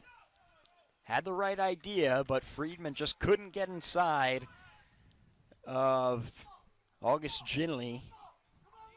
And it was easy for Robluski to handle. Robluski will take his time before booting one high and away. Stromston couldn't get ahead on it. Now a nice play by Klisch to get it over to Stromston. He's doubled. Able to maintain possession with that big frame. Vatney from way out, just high over the crossbar. That was a pretty good opportunity considering who took it. And Vatney put his hands on his head as he realized it was going to sail high.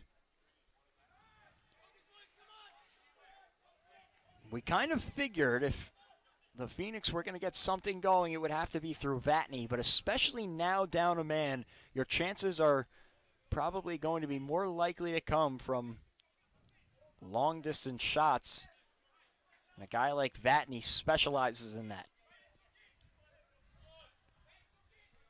Someone that Monmouth, I think, is definitely going to have to shut down in these last 20 minutes because they're going to really look to Vatney to capitalize on that opportunity and to get them this win. So someone that Monmouth is going to have to watch for and keep an eye on because they're definitely going to want to use him. Dahlin steps up to play it. Now Cadigan looking to switch the field. Hatcher. Oh, good ball up ahead to Friedman. Can he keep it in? Yes, he can. Playing right near the end line on the outside of the box. Chipping one ahead. Monmouth wanted a handball. They won't get it. They can't believe it. Bruson headed it. Dahlin played it back to Everson. Dahlin has some space. Stepping forward. Dishes off to Volgma. Cadigan. The Hawks inching up into the attacking third. A lot of bodies forward. Hatcher. Now Race. Tried to give and go. No one home. Mana. A little bit of an errant touch. Dahlin settles it. Monmouth still in a dangerous area. Hatcher. Chips it far side for Volgma, but Msaba's there. It goes out for a Monmouth throw-in. Monmouth really applying the pressure now. Once again, if you're just joining us, they're up a man after a second yellow was shown to Summer Nenninger.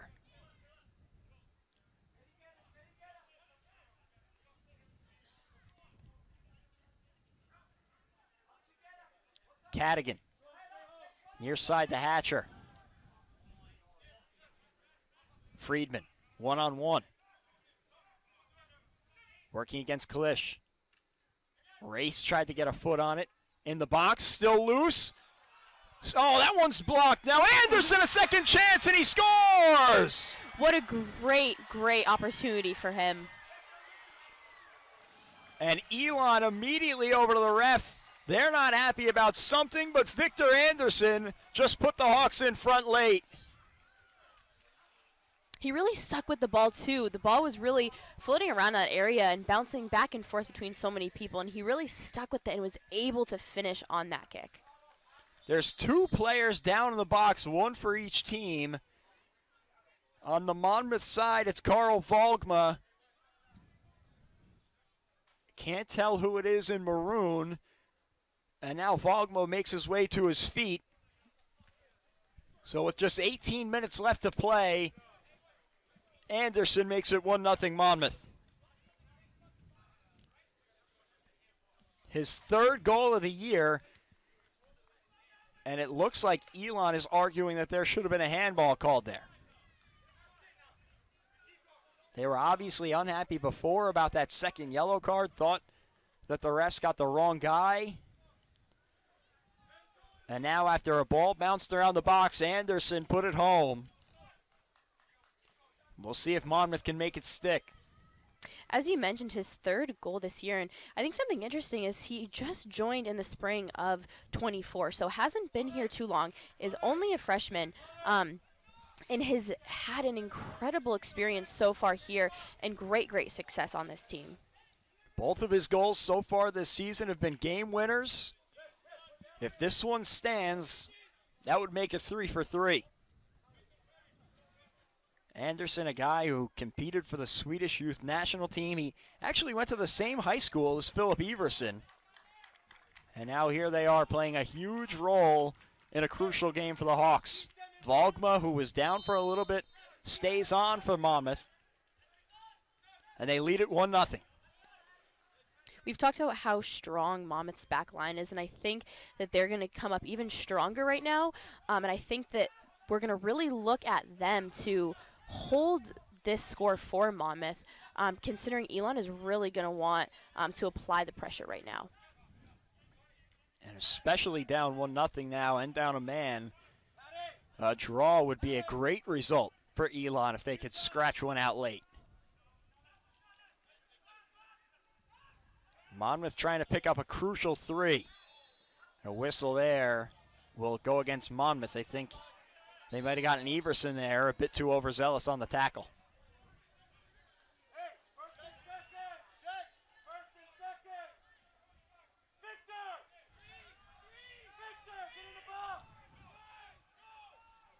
A win tonight. Now, this is counting on my math, so take it with as much confidence as you want to. But a win tonight should cement a CAA tournament spot for the Hawks. That one headed up by Oseki out of trouble. Played back into the box. It's still loose. Something building here for the Phoenix, and now a great job by Hatcher to go and run it out. Petro Klish had it on his foot for a second. Looked like he might have lost his footing. They'll still get a deep throw in out of it. And if you are right, and this does secure them a spot, almost similar to what we saw what happened to these two teams, last year when we saw them play, how Monmouth took away the win in penalty kicks, which sent them to the CAA championship. Plenty of time for Elon to make it up. They've still got 2 more games in conference play, and they're put in a pretty good position to control their own destiny. Friedman. Monmouth would love an insurance goal. Friedman had it taken away. Nice play by Vatney, and now a lot of contact, and Friedman shown a yellow. It's not a bad foul to give, trying to keep Elon from getting on the counter, but a bit too strong of a challenge, and he's booked.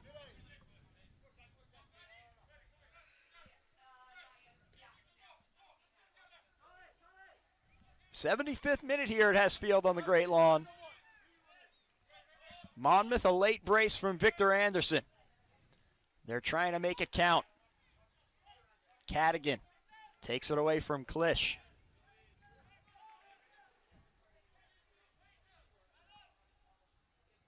Bruson. And now Dahlin settles it.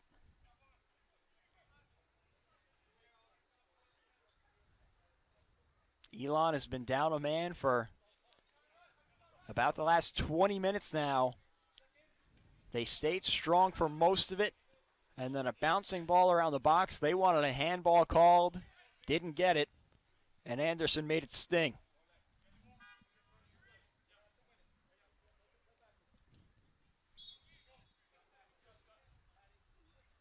Hatcher gets it into Friedman. Race over to Oseki with some space, working towards the end line. Boots it across, far post. Volgma played it for a second, but a bit too strong with the touch, and it goes through for a goal kick. Msaba was the body there and did well to keep Volgma from making something of it. Jordan Wilson back on for Elon. Stromson to the bench. And also into the game for the first time tonight, Carlos Levy. The redshirt sophomore from Mexico City. Trying to provide a boost. Vatney on the outside of the box. Crosses one in, and it's behind Wilson. Demora able to control it.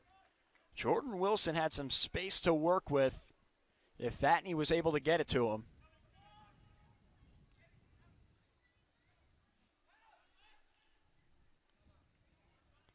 Demora, only one save so far, and it came on a shot from about 35 yards out off the foot of Vatney. Looking for his 4th straight shutout. He's leading the nation in save percentage to this point in the season. That one taken away by Wilson just outside of the box. Taken down, no whistle. Dahlin plays it ahead. Elon bench cannot believe it, and I think they've got a case. Friedman back to Oseki. Now race outside of the box. Chips one in, and a nice job by Robluski to snag it.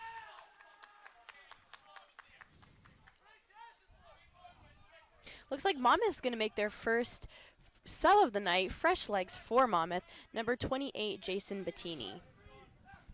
Bettini, the freshman, has 3 goals so far this year.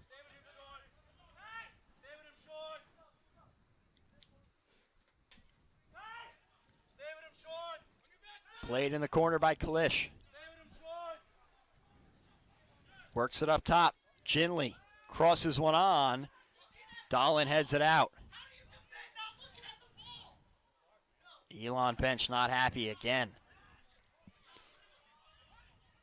Race Plays a long one ahead for Oseki.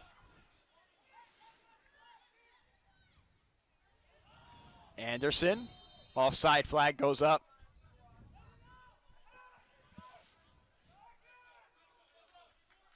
You go back to that play where Elon wanted a whistle and Jordan Wilson had gotten behind the back line, and it almost seemed like Monmouth was trying to give a foul to get to a set piece and stop the run. And through the contact, there was no call.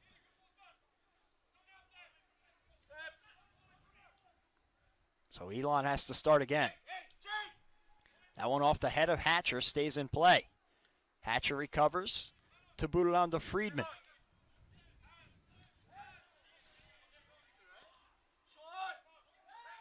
Cadigan with the challenge. That one's still loose on the turf and now knocked out. We'll see who they award the ball to. Elon throwing. This one's starting to get a little chippy late.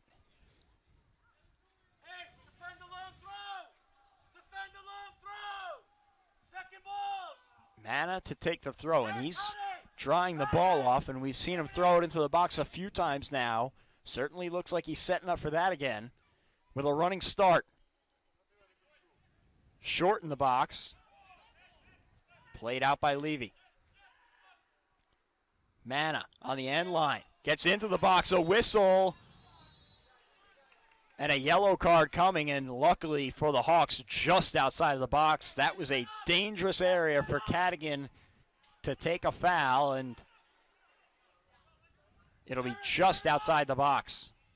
Free kick coming for the Phoenix. Vatney comes up to set up and take it.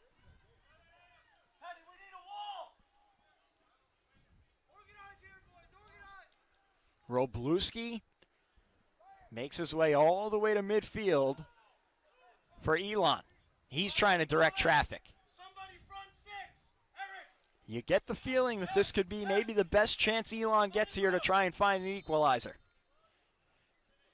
And crucial for Monmouth's defense right now is they set up to prevent Elon from getting on the board and tying the game. The wall clears it out. Oseki got a leg on it. Elon still controls it. Loose in the box. Levy trying a bicycle kick. And Cadigan gets it out of danger. Headed on. A lot of contact outside the box. Again, no whistle. Msaba plays it back to Robluski. 80th minute. Robluski sends it ahead. Bruson heads it out. Race. Friedman trying to get to it, but Ginley beats him there. And now Bettini finally gets a chance to come on for the Hawks. Friedman checks out. We've talked about the veteran players on this team and how important the seniors are, but I think the freshmen like Jason Bettini and Victor Anderson, freshmen like them have really shown their position on the team this year. Yeah, nice mix for the Hawks, making an impact, and obviously the leadership helping bring those young guys along. It's been a great formula so far as they're unbeaten in conference play. Looking to stay that way, and they're in a good position here. Trying to find some insurance. Oseki crosses it in, but the pass was deflected. Anderson was the intended receiver. A corner kick coming for the Hawks. And Ginley tracks down the ball and runs it all the way out to the corner, trying to speed this along. They're running out of time and can't let these precious seconds tick away. Race will be the man to take it. And he plays it out to Oseki. Oseki with a low liner, and it just missed wide. Robluski with a dive. He might have covered that post, but we won't find out because Oseki's shot missed it. Bettini, fresh in, crossing. Knocked out and cleared away by Muchetti. Mana on a run. Slide tackle, Cadigan, great challenge. We've talked about the tension building up this whole game, but I think now more than ever we're seeing that really play out. Oh, and a whistle's going to come here. And Brewson's going to get a yellow. He's not happy with it, but that's a pretty fine result, honestly, as Vatney almost snuck behind that back line of the Hawks. Another pretty good opportunity coming up for the Phoenix, though, because Vatney is the type of guy that can sink one from this far out. He took a normal shot from deeper than this earlier in the game, and now a set piece. I said it earlier, talking to Coach McCourt earlier this week. He said he's the kind of guy that can shoot it from anywhere on the field. Coach Reeves said he's coached a ton of pro players, and that is a guy that has that level of ability. And he finds a way to score some timely goals. Well, none would be more timely than this.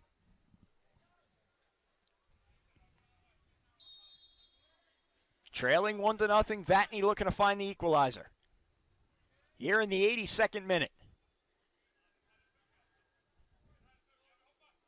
Sends one on, up high and wide left. Vatney had a good strike on it.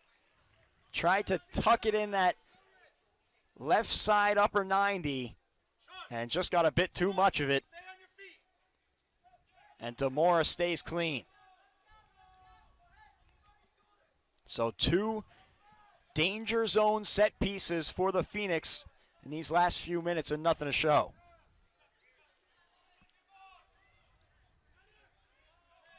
Long ball tracked down by Levy, fighting off Volgma. It goes out for a Monmouth throw-in.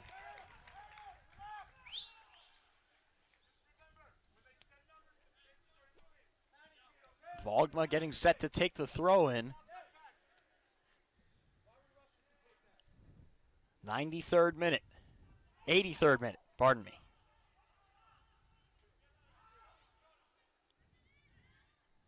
Race. Plays it all the way back to Brewson. All the way back to Demora.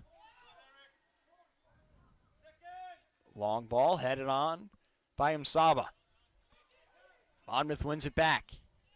Trying to get it to Bettini. Cut out by Ginley. Ginley trying to get Klish on a run. Too heavy of a ball. Hatcher ready to take the Monmouth throw in.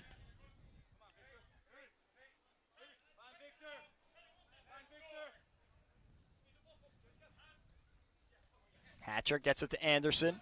Off the foot of Bettini. Ginley trying to rush it ahead. Wilson fighting off Brewson through the end line. And it looks like they're set for a Monmouth goal kick. Brewson went down pretty hard in that corner as Wilson tried to fend them off and win the ball. Either way, the Hawks get what they were looking for. Demora can send it long.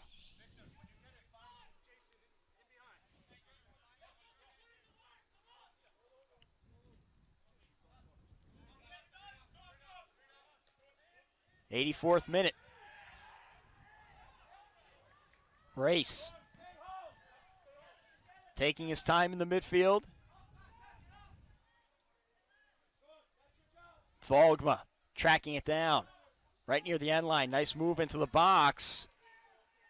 He ends up on the turf, no call. The possession we've talked about this game, the possession that Monmouth has had this entire game, is crucial right now in these last 5 minutes, that they really keep that possession if they want to limit Elon's opportunity of getting a goal and potentially adding another one for themselves. Elon down a man, looking for a prayer late, trying to find the equalizer. 5 minutes to go here at Hess Field on the Great Lawn. The Hawks trying to stay at the top of the table for at least another day.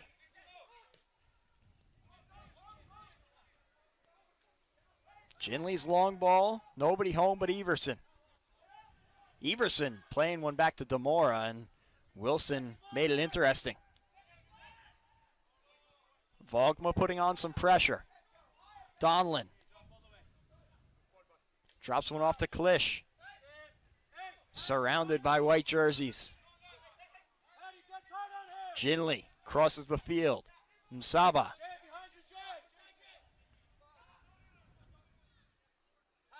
Mana.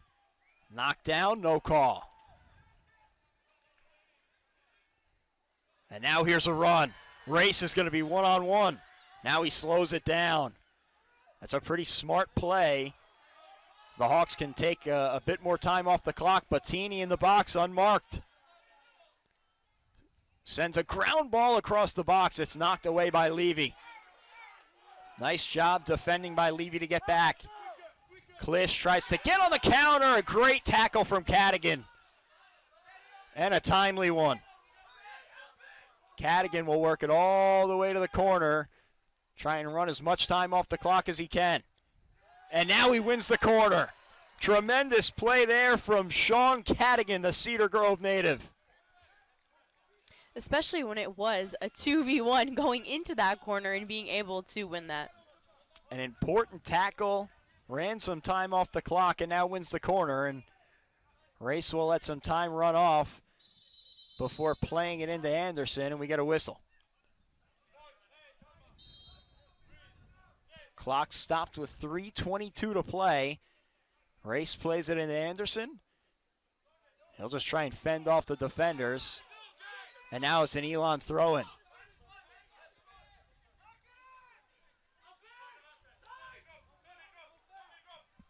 Ginley sends a spinner on the near sideline. Cadigan will play it back to Demora. 3 minutes left to play. Anderson trying to chip one over Robluski, but he's up to the task. Robluski comes out of the box to chip one on. Klisch. Now Wilson. That ball played past Ginley. He'll have to track it down.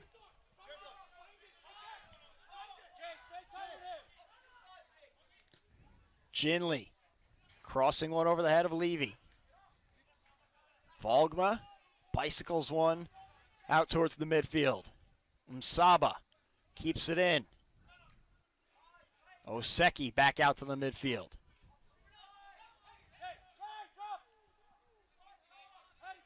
Final 2 minutes here on the campus of Monmouth University. Elon really pushing things now. Trying to pull one from the jaws of defeat. A cross over the head of Levy. Couldn't get a head on it. Still loose in the box and finally cleared out. Looked like it was Race who was there to get it. Ginley tracks it down. Has space. Chipping one towards the box. Over the head of Mana and cleared out by Volgma. Monmouth has officially parked the bus. 90 seconds to play. Anderson tracks it down at the half line. Msaba will have a throw-in. Oh, I'm sorry. It looks like they awarded it to Monmouth. So Everson taking his time. Down to 1:15. Ball played ahead for Volgma. With some space outside of the box, but he'll settle it. Working all the way to the corner flag, and now a goal kick. 60 seconds to play here at Hess Field on the Great Lawn. Robluski. You can only imagine what opposite feelings these teams are feeling right now. Elon really wanting to push things ahead and trying to get that goal, and Monmouth really wanting to slow things down and try to hold the one goal they do have. Robluski didn't like what he saw, trying to play it to Msaba. Headed away by Anderson. Race trying to track it down. A foot race with Robluski, and he slides to keep it away from Race. Robluski playing all the way out near midfield. Everyone is ahead for the Phoenix. Wilson knocked it away. And out for a throw-in, awarded to Monmouth. 15 seconds left. The Phoenix might not get another chance. And now the clock is stopped. And they'll reset this clock back to 9 seconds. Now make it 10 seconds. Throw-in coming for the Hawks.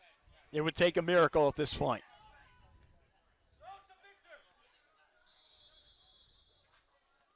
Waiting for this clock to be reset.